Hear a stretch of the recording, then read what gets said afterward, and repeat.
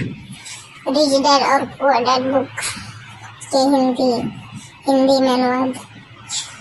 एक बार हमें हमारे लिए काम करने वाले पैसे की ताकत का ज्ञान हो जाए, फिर हमें पैसे के लिहाज से स्मार्ट हो जाना चाहिए और हमें डराने वाले लोगों से निपटने के रास्ते ढूंढ लेने चाहिए।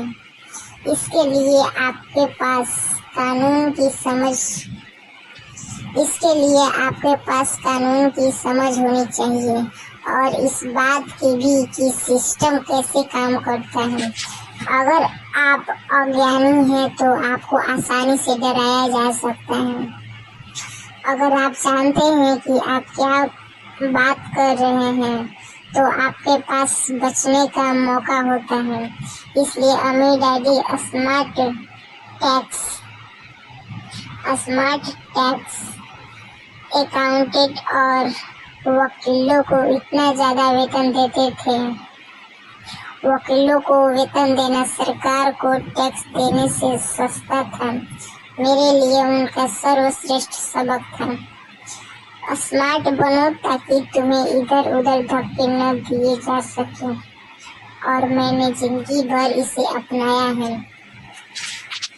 वे कानून जानते थे क्योंकि वे कानून का आदर करते थे। वे कानून जानते थे क्योंकि कानून न जानना बहुत महंगा साबित हो सकता था।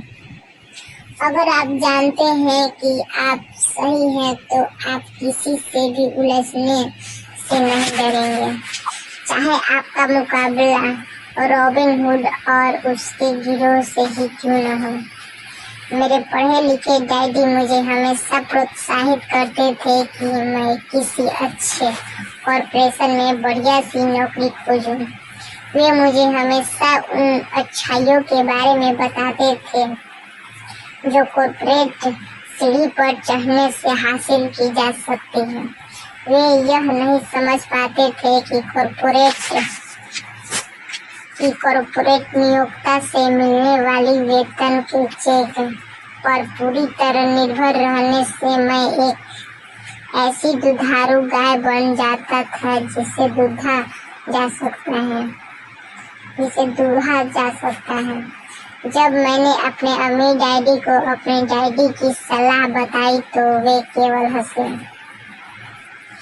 उन्होंने सिर्फ यही कहा, सीढ़ी का मालिक ही क्यों न बना जाए। बचपन में मुझे यह समझ में नहीं आया था कि